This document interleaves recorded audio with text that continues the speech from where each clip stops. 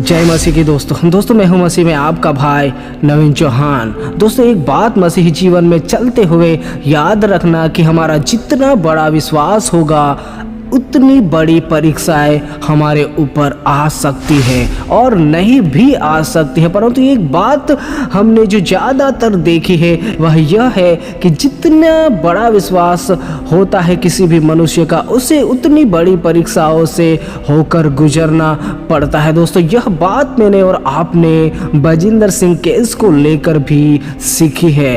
ये उसकी बहुत ही बड़ी सेवकाई जो परमेश्वर ने उसे दी थी और बहुत ही लोग, लाखों संख्या में ऐसे लोग हैं जो उसके फॉलोवर यानी कि यूँ कहे कि उसकी शिक्षा को फॉलो करने वाले हैं। परंतु दोस्तों यहाँ पर मैंने और आपने यह भी देखा कि जितनी बड़ी सेवकाई या फिर जितनी बड़ी मिनिस्ट्री उसे उतनी बड़ी परीक्षाओं से होकर गुजरना पड़ सकता है।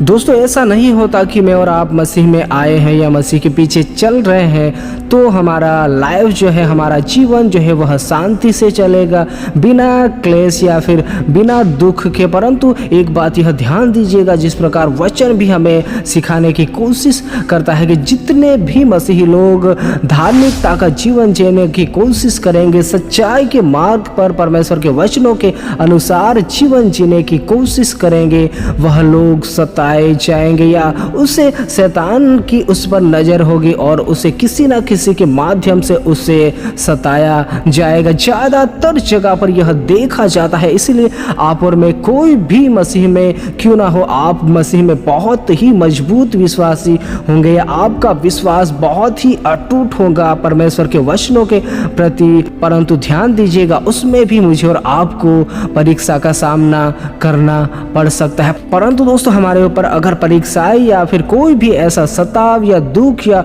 भारी परिस्थिति नहीं आती है तो भी हमें परमेश्वर का धन्यवाद करना है। और अगर कभी कभार हमारे ऊपर ऐसी भारी परिस्थिति भी आ जाए तो भी मुझे और आपको ना ही घबराना है, ना ही डरना है, जिस प्रकार बजिंदर सिंह जी के ऊपर आ पड़ी थी दोस्तों।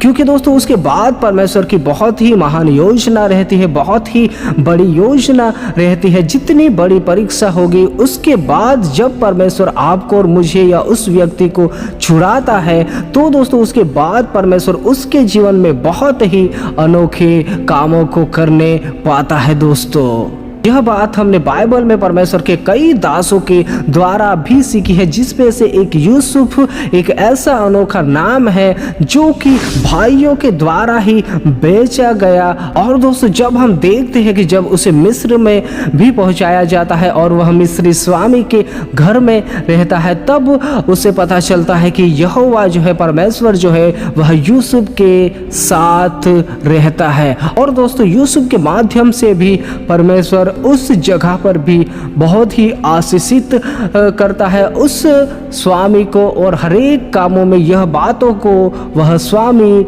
जान चुका था।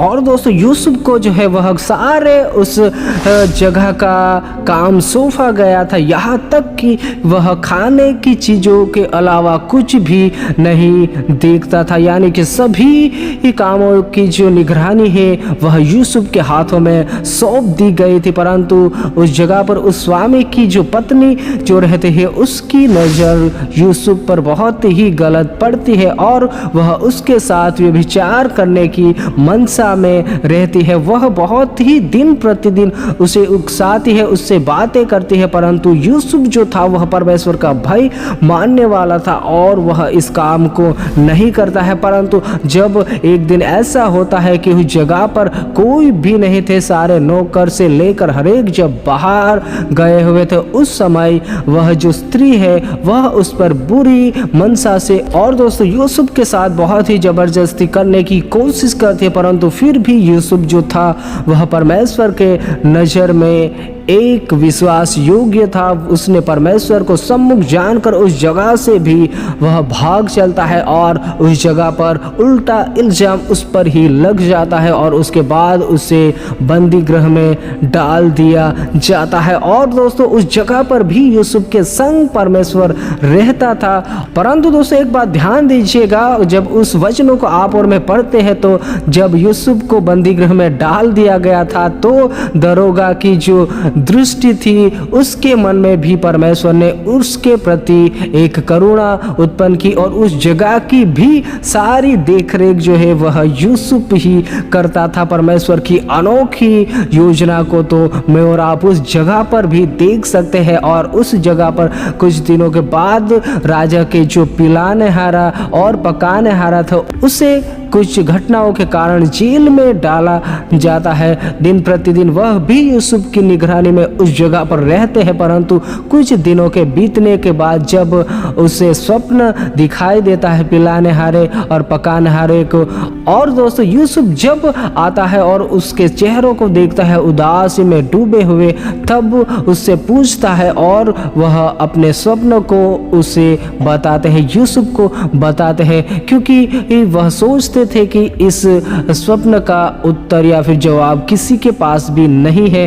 परंतु यूसुफ उसे आश्वासन देता है कि क्या सपनों का भेद खोलने वाला परमेश्वर नहीं है, यानी कि परमेश्वर के लिए कोई भी असंभव कार्य नहीं है। और बहुत सी बातें उस जगह पर यूसुफ जो है उन कैदियों को यानी कि पिलाने हारा और पकाने हारे को बताता है। और जब यूसुफ उस स्वप्नों का अर्थ उन्हें समझाता है, जिस प्रकार पिलाने हारे को उसकी जो जगह थी उस जगह पर वापस परमेश्वर नियुक्त करेगा, परंतु जो पकाने हारे है उससे मृत्यु दंड दिया जाएगा। और उसके अनुसार ही, कहे हुए अनुसार ही उनके साथ होता है। परंतु जब दिन प्रतिदिन बीतते हैं और दोस्तों 2 साल के बाद फिरौन को स्वप्न दिखाई देता है उस गायों के विषय में और उस फसल के विषय में, जिसका अर्थ होता है हम और आप जानते हैं कि किस प्रकार अकाल के दिन आएंगे और किस प्रकार भारी फसल होगी। उसके दिन आएंगे, भारी फसल होगी और उसके बाद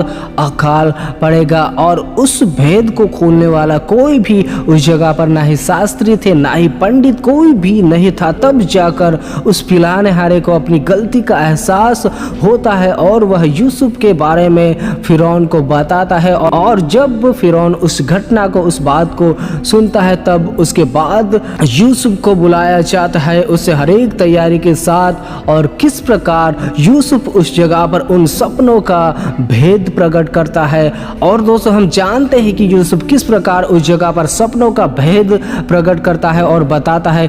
वह सारी महिमा परमेश्वर को देते हुए उन सपनों का अर्थ फिरौन को बता देता है, जिसके बाद फिरौन भी बहुत ही अचरत हो जाता है कि क्या हमें ऐसा पर्सन, ऐसा व्यक्ति जिसमें परमेश्वर की आत्मा रहती हो, जो ज्ञान बुद्धि से भरपूर हो, यानी कि जिसे परमेश्वर चलाता है, ऐसा व्यक्ति क्या मुझे और आपको मिल सकता है। और उसके बाद हम देखने पाते हैं कि किस प्रकार यूसुफ को उस बंदी गृह से निकाल कर सारी घटनाओं के बाद उसे प्रधानमंत्री बनाया जाता है सारे मिस्र देश का।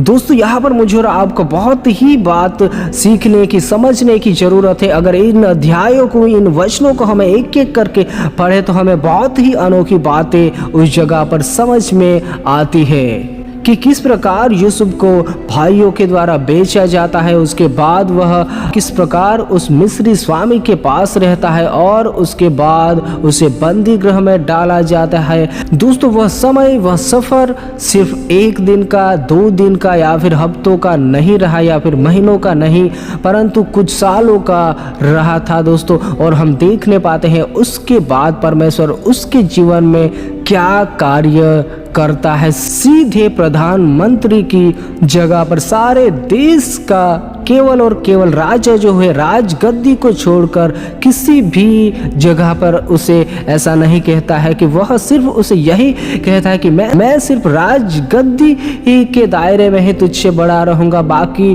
तू ही संभालेगा। और हम देखते हैं कि किस प्रकार यूसुफ अपने ज्ञान बुद्धि समझ शक्ति के द्वारा और खास करके परमेश्वर जो था उसके संग रहता है और वह किस प्रकार आगे का कार्य करता है, यह हमें और आप भली भांति जानते हैं उन वचनों में। उसी प्रकार दोस्तों, अगर मैं और आप एक सेवक है, एक आम मसीही व्यक्ति है या एक विश्वास में दृढ़ मसीही व्यक्ति है और आप और मैं किसी भी परीक्षा में या किसी भी परिस्थिति में फंस जाते हैं, तो उसमें मुझे और आपको निराश नहीं होना है। परमेश्वर की महान योजना रहती है, बहुत ही बड़ी योजना रहती है। परमेश्वर हमारे जीवन से बड़े कामों को करवाना चाहता है। जिसके जीवन में जितनी भी बड़ी परीक्षाएं आएगी, ध्यान देना दोस्तों कि परमेश्वर आपको उतनी ही बड़ी सेवकाई देने जा रहा है या उतनी ही बड़ी आशीष देने जा रहा है। परंतु मुझे और आपको उस स्थिति में, उस परिस्थिति में भी स्थिर रहना है, हमें कुड़कुड़ाना नहीं है। जो भी स्थिति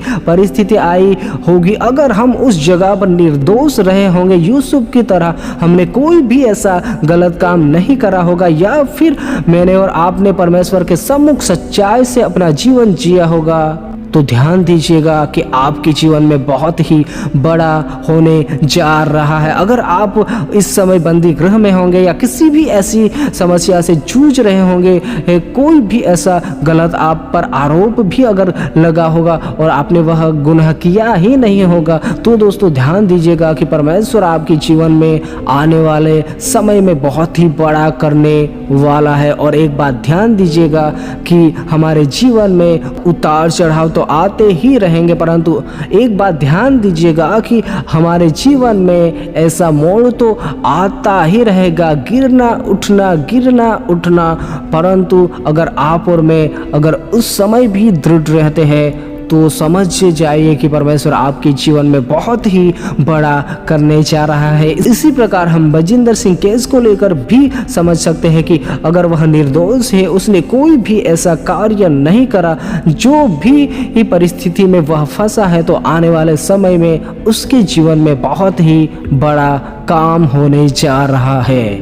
और इस बात को सारी दुनिया देखेगी, सारे लोग देखने पाएंगे। अगर आप अपने जीवन में निर्दोष हो, परमेश्वर की नज़र में निर्दोष हो, इसका मतलब साफ है आपके जीवन में परमेश्वर बहुत ही बड़ा करने जा रहा है कि जिसकी कल्पना भी आपने और मैंने नहीं की होगी। इसलिए दोस्तों, आप और मैं किसी भी प्रॉब्लम में, किसी भी परिस्थिति में क्यों ना फंस जाए, उस वक्त भी मुझे और आपको ना डरना है, ना घबराना है, परंतु उस समय में भी मुझे और आपको परमेश्वर को पुकारना है। हाँ दोस्तों, उसी परमेश्वर को जो आपके साथ और मेरे साथ हर पल हर वक्त रहता है। किसी भी स्थिति में, परिस्थिति में जो परमेश्वर आपको और मुझे नहीं छोड़ने पाता, उस परमेश्वर को ही पुकारना है। क्योंकि जब हम उसे पुकारते हैं, तब जिस प्रकार भजन संहिता में भी परमेश्वर का वचन हमें समझाता है कि जब वह मुझे पुकारे तब मैं उसकी सुनूंगा, संकट में मैं उसके संग रहूंगा, मैं उसको बचाकर उसकी महिमा को बढ़ाऊंगा। आप आज शायद किसी प्रॉब्लम में रहे होंगे, किसी समस्या से जूझ रहे होंगे, परंतु उस जगह से भी आप परमेश्वर को पुकारते हो सच्चाई के साथ, तो परमेश्वर आपकी और मेरी सुनता है। और चाहे संकट हो, चाहे क्लेश हो, चाहे बड़ी सी बड़ी प्रॉब्लम क्यों ना हो, उस समय में भी परमेश्वर आपके और मेरे साथ रहता है और हमें उससे बाहर निकालता है और हमें और भी ऊंचे स्थान पर रखता है। दोस्तों, परमेश्वर के इस बड़े काम को देखने के लिए आपको और मुझे विश्वास में बने रहना होता है। हमारे ऊपर अगर प्रॉब्लम, समस्या भी आए, उस समय में भी दोस्तों, इसलिए दोस्तों कभी भी अपने जीवन में ना घबराए, ना डरे, परंतु परमेश्वर पर विश्वास रखे, परमेश्वर के वचनों पर विश्वास रखे, दृढ़ रहे और विश्वास में बढ़ते चले जाए। परमेश्वर आप सबों के साथ रहने पाए। सबको जय मसीह की।